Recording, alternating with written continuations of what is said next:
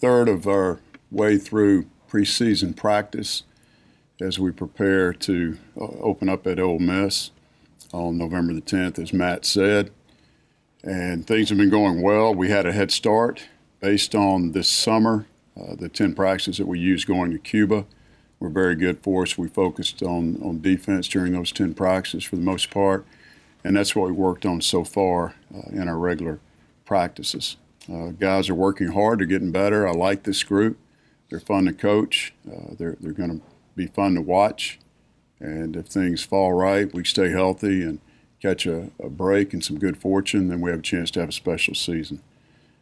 Led by seniors Bryce Washington, Jonathan Stowe, Frank Bartley, Lorenz Stahlcup, and Jacob Broussard. Those guys have done a really good job from a leadership standpoint. And we've got the three guys that set out last year, Marcus Stroman from South Carolina, Malik Marquetti from Southern Cal, and Jaquina Gant from Missouri.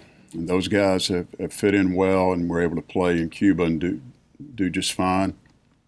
And we've also have Kadavian Evans, Jerikas Davis have both redshirted and are redshirt sophomores. Those guys have done well in practice, as well as Mason Alcorn. And then we've also got two new freshmen, Elijah McCoy, a center from Fresno, California, were added late, and then Cedric Russell. Cedric was not able to participate on the Cuba trip due to a stress fracture. He was in a boot, but he was cleared the day before we started practice, and he's had 2 really good weeks of practice and doing a really good job shooting the ball as well as defending and handling the basketball. So we're excited about our group. Practice has been very competitive each day, and as I said, they're a fun group to coach, and I think they're going to be a fun group to watch. Okay, go ahead and open up. Considering what you have coming back and then what you've added and the fact that they were around last year to fit in, what are the expectations for you guys right now? Well, the expectations are the same as they always are, and that's to win our home games, to win the conference regular season, win the conference tournament, and then advance in the NCAA tournament. I like our depth. We've got an older team, and it's made for some very competitive practices. Does the fact that you've got a core group that's returning plus the additions make you feel, how does that make you feel about just the prospects going forward? Well, excited. I like our chances. We have no one that made first team All-League last year. So a lot of teams that have players back that are will be ranked ahead of ours, and that's fine with me. I like our guys that are sitting out. I like our newcomers. It's not about the preseason poll, but the end of the season poll that matters the most for all conference and for the league standings. Coach, the different with the newcomers you have and the players you have coming back, as far as fitting everyone's role, how difficult of a process or how long of a process do you expect that to take? Kind of everybody has their role. Well, it's every day, and the players are defining their roles. Some of them know what they are, but they define them each and every day. They'll determine the playing time, not me. And we've talked about it. We do have good depth this year. In the past, last year we had a couple of freshmen that had to play key roles for us that I omitted earlier, in P.J. Hardy and Justin Miller.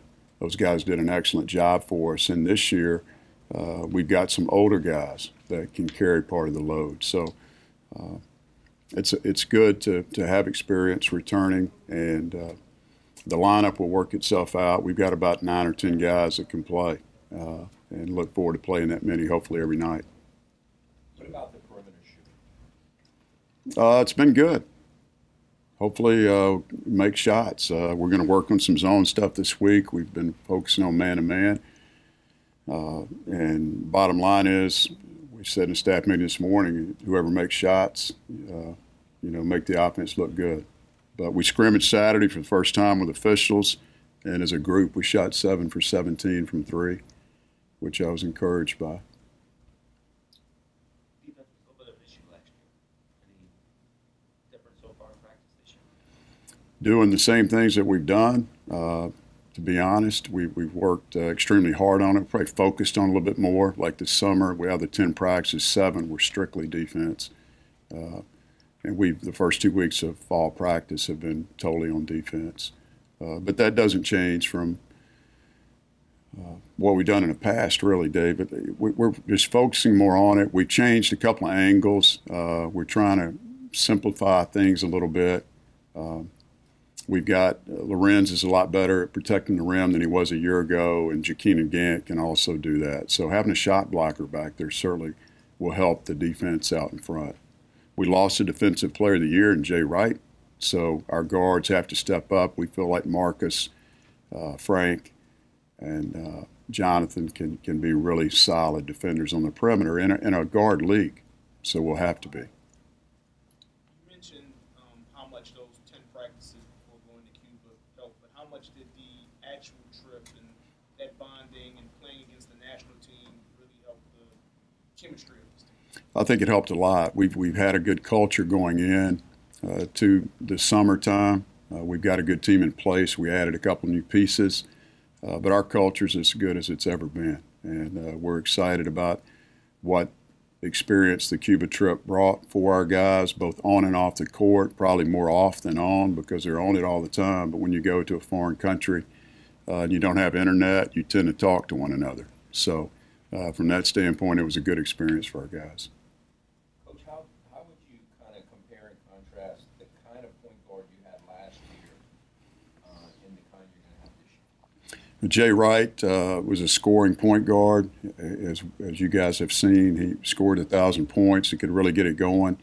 Was with Frank, our top two leading scorers on the season. So he's very capable of scoring the ball. Marcus will be more in the mode of Elfrid as far as getting to the paint. He's very good at getting to the paint, breaking down the defense, and he should be able to get us some easy baskets. He'll drop it off at the last minute. But he's not looking to shoot the ball, and I don't think he will average the points that Jay Wright did.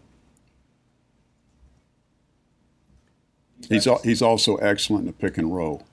Probably the best that I've coached in the pick and roll.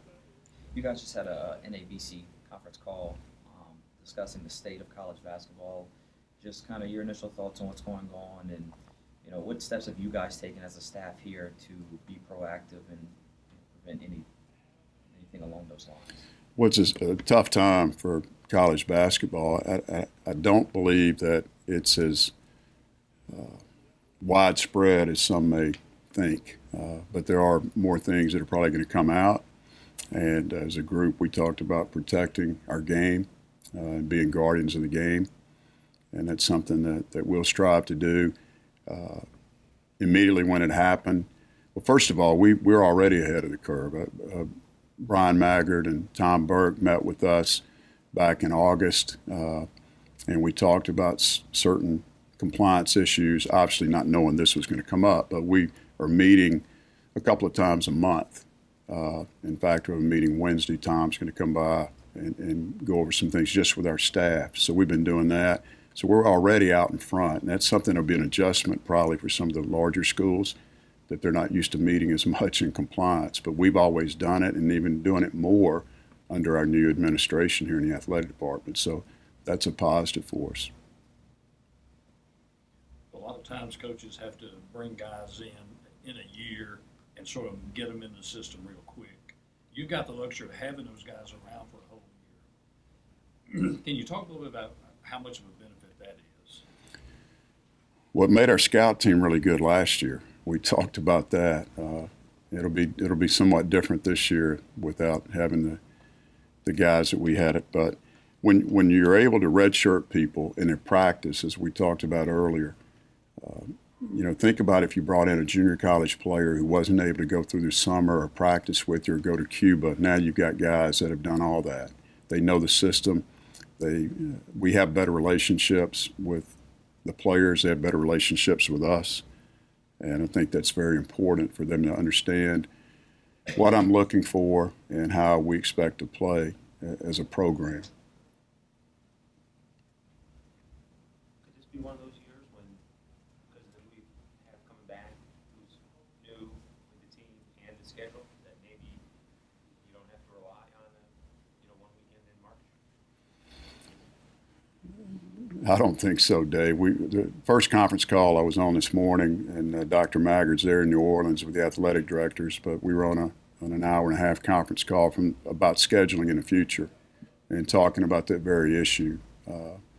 And we talked about all the positives that are going on within our league. And if you look at last year in spending, we had a consultant come in, Mark Adams, and gave us a survey.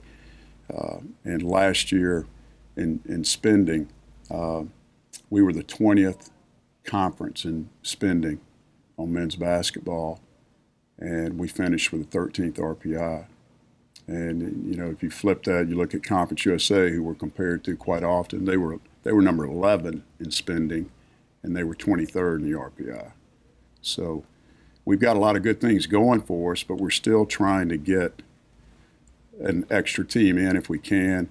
You know, the larger conferences, the Power Five, are going to 20 league games, so it's going to help their bottom teams increase their RPI, and it'll take away opportunities for us. So scheduling has always been difficult, and it's going to be more of a challenge in the future. I know that in your preparations in camp, it's just for the entire season. But when you open up the season against a team like Ole Miss, does that bring any more fire and motivation, knowing that you're going against an SEC team right out the gate? It's another game, really, Seth. But last year we opened at Minnesota and did not play well. Got blitzed right from the start. I remember at the end of the first media timeout, Bryce had 2 fouls, Jonathan had 2, and I had 1. So it wasn't a good start to the season. You know, Justin Miller came back and scored 21 points in that game and showed us what kind of player he could be. But it's exciting to go to Oxford as part of the trip with football, and for our fans to be able to watch us play basketball Friday night and watch our football team on Saturday afternoons, a little bit special. And then we've also have 2 guys that played in that building before, Marcus Stroman and Jakeenan Gant. So I remember last year we played Georgia, and before the game we'd won 8 in a row, and Mark Fox asked me about Jakeenan. He had recruited Jakeenan quite hard and asked how he was doing. And at the end of the conversation, he said, "Good luck." And I said, "Yeah, you know, I left my SEC guys at home." Well, I'm going to have my SEC guys with me this time.